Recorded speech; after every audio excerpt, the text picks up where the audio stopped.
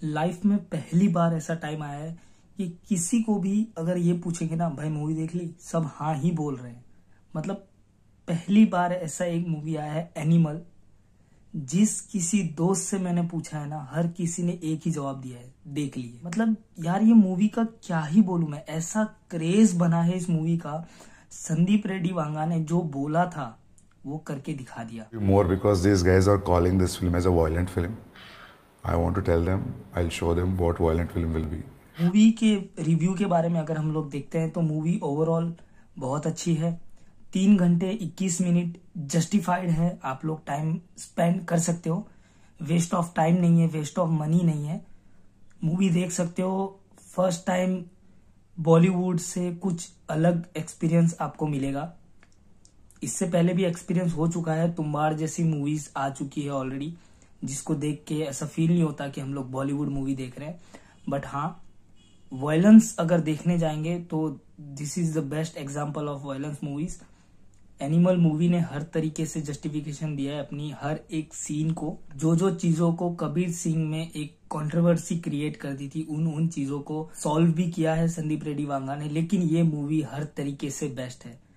चाहे आप इसको रोमांस में देखें तो रोमांस भी भर भर के है, वायलेंस भी भर भर के है, बाप बेटे के बीच में प्यार भी बहुत अच्छे से है। माँ का रोल भी काफी जस्टिफाइड किया गया है कि वो हर तरीके से सेम अपने घर जैसा दिखाया गया है कि पापा चिल्लाते हैं, माँ हमें कवर देती है थोड़ा सा कि ठीक है, ये वो अपने पापा से बात करती है कि नहीं ठीक है, बच्चा ऐसा है वैसा है। तो पूरी तरीके से एक फैमिली शो बनाया जाने की कोशिश की है इन लोगों ने। बट एक वायलेंस मूवी है, खून खराबा है, रोमांस थोड़ा हद से ज्यादा है मूवी में। तो एडल्ट मूवी में एडल्ट कैटेगरी में ये इसको डाल दिया गया है। बट अगर इस मूवी की बात करें तो शुरू से लेके एंड तक काफी चीजें, हाँ एक एक टाइम है जहां पे टाइम स्लैप हो रहा है कि जैसे पास्ट और प्रेजेंट को जिस तरह से उन्होंने दिखाया गया है इस मूवी में उन्होंने दिखाया है, तो वो थोड़ा कॉम्प्लिकेटेड हो सकता है आपके लिए। शुरू में मुझे खुद ऐसा फील हुआ था कि यार ये कहां से कहां जंप कर दिया, पता नहीं चल रहा। शुरू होता है ओल्ड रणबीर कपूर से, मूवी एंड होता है ओल्ड रणबीर कपूर से, और बीच में थोड़ा थोड़ा टाइम स्लैप किया गया है। पास्ट दिखाया जाता है, फिर फ्यूचर दिखाया जाता है, फिर प्रेजेंट दिखाया जाता है। तो इन सब चीजों को लेकर थोड़ा सा कंफ्यूजन होगा, लेकिन जैसे जैसे मूवी आपका बीतता जाएगा वैसे वैसे ये कंफ्यूजन भी आपका क्लियर कर देते हैं वो लोग। फर्स्ट हाफ में ही जो ट्रेलर में जितना कुछ दिखाया है, ऑलमोस्ट 90% ऑफ योर ट्रेलर आपका फर्स्ट हाफ में ही खत्म हो जाता है। ऑल वायलेंस सीन्स जो भी है सारा फर्स्ट हाफ में ही कवर कर दिया गया है। सेकेंड हाफ थोड़ा आधे से ज्यादा मूवी थोड़ा ठंडा सा है जब तक बॉबी देओल की एंट्री नहीं होती है। आई मीन टू से कि सेकेंड हाफ आपका थोड़ा सा खींचेगा, आपको ऐसा लगेगा कि कुछ ज्यादा ही लव स्टोरी में और इन सब में पड़ गया है वो। बट ऐसा नहीं है, धीरे धीरे आपको पता चलेगा कि क्यों ही सेकेंड हाफ को इतना खींचा गया है। तो हर एक चीज में जहां जहां आपको कंफ्यूजन हो रहा है, मूवी थोड़ी देर बाद वो कंफ्यूजन आपका क्लियर कर देती है। कहीं पे भी आपको पॉइंट ब्लैंक नहीं छोड़ा जाता है कि आपको ये चीज मूवी में पता नहीं चली, आपको ये चीज। कुछ लोग ट्रेलर देखने के बाद बोल रहे थे कि रश्मिका मंडाना को गलत इसमें लिया गया मूवी में, उसके डायलॉग्स पता नहीं चल रहे कि वो क्या बोलना चाहती है ये वो। अगर आप मूवी को ध्यान से देखोगे तब जाके आपको हर एक डायलॉग उसके समझ में आ जाएंगे। ट्रेलर एक ऐसी चीज होती है जिसमें काट काट के दिखाया जाता है कुछ सीन्स, तो अब बीच में एकदम से अगर वो सीन आ जाएगा तो आप वो सिचुएशन को नहीं जानते हो, आप उस सिनारियो को नहीं जानते हो, तो आपको वो डायलॉग समझने में टाइम लगेगा। सबटाइटल देखना पड़ते हैं वो डायलॉग समझने के लिए। लेकिन अगर आप मूवी देखोगे, उस सीन में अगर आप खुद को एक्सपीरियंस करोगे तब जाके उसके हर एक डायलॉग आपको समझ में आएंगे। ठीक है, कबीर सिंह में लेडीज के ऊपर थोड़ा ज्यादा वायलेंस दिखाने की वजह से लोगों ने कंट्रोवर्सी की थी। इसमें उस चीज को काफी जस्टिफाइड किया गया है कि हाँ, रणबीर कपूर अगर रश्मिका मंडाना पे वायलेंस कर रहा है या उसको कुछ भी कर रहा है तो इसी तरफ पल्लू उसने सही से रखा है, तो ऐसा उसमें दिखाया गया है। तो जस्टिफाइड है कि ठीक है, पति पत्नी के बीच में बैलेंस बनाए रखा है उन्होंने। सबसे मेन चीज है उस मूवी में पोस्ट क्रेडिट सीन। तो ये तो हो गया मूवी का रिव्यू। अब बात करते हैं पोस्ट क्रेडिट सीन के बारे में, जो सबसे ज्यादा इंटरेस्टिंग था इस मूवी में। मतलब अनबिलीवेबल और मतलब अनएक्सपेक्टेड चीज हो गई हमारे साथ। आजकल पोस्ट क्रेडिट सीन का जमाना चल रहा है, मार्वल की वजह से ये सब चीजें हमें देखने को मिल रही है।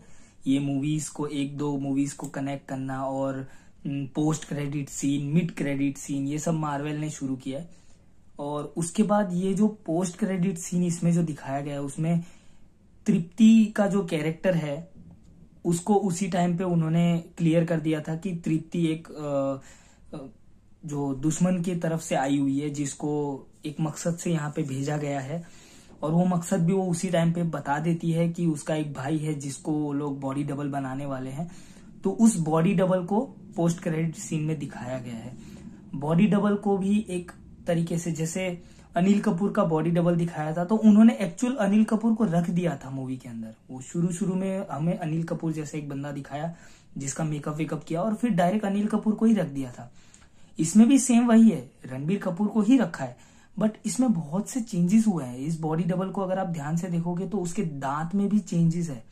उसके दांत टेढ़े मेढ़े हैं, उसकी आवाज अलग है, उसका फेस थोड़ा हैवी टाइप का है। ऐसा लगता है कि किसी मोटे इंसान को पतला करके उसको बॉडी डबल किया गया है। उसके हेयर कट चेंज कर दिया है।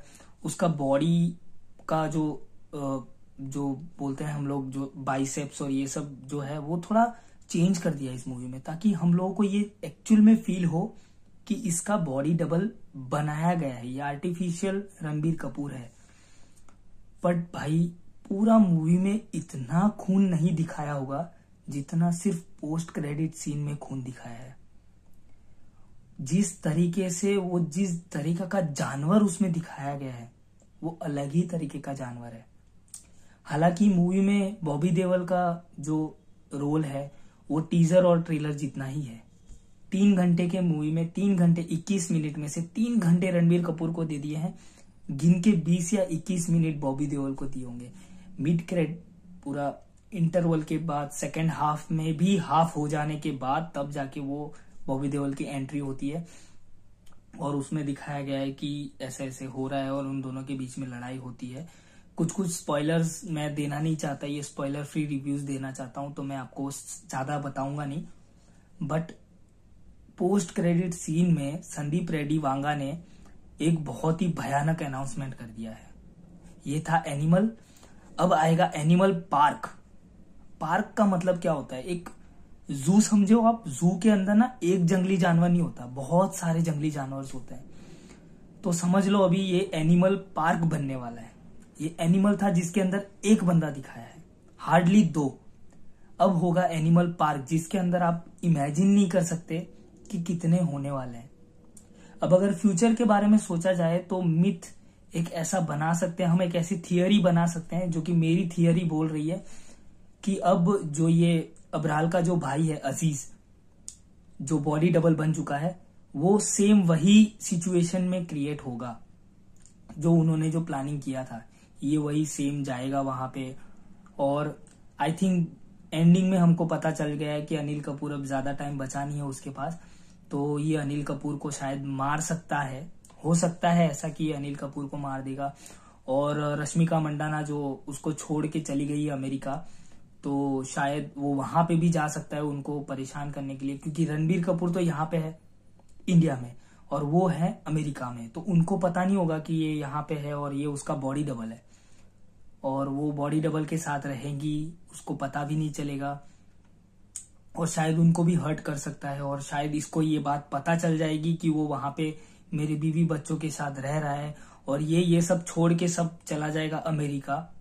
और अमेरिका जाके जब ये सब चीजें सॉर्ट आउट कर रहा होगा, तब तक यहाँ अनिल कपूर या उसकी फैमिली को कुछ हो चुका होगा और तब वो फिर से वही अपने रूप में आएगा, एनिमल वाले रूप में। और रणबीर कपूर, वजीज रणबीर कपूर हमें देखने को मिलेगा। वो सच एन अनएक्सपेक्टेड एक्सपीरियंस होगा हम लोगों के लिए। तो ये मेरी थियरी है कि हाँ, ऐसा कुछ हो सकता है। सेम जैसे बॉबी देओल के साथ इस मूवी में हुआ, वही उसके साथ अजीज के साथ होगा, जो बॉडी डबल है रणबीर कपूर का। तो ये मैं सोच के रखा है। और उसके बाद अभी तो ये यहाँ पे खत्म नहीं होगा। मेरी थ्योरी या मेरा दिमाग ये कह रहा है कि एनिमल पार्क के बाद भी और पार्ट्स आ सकते हैं।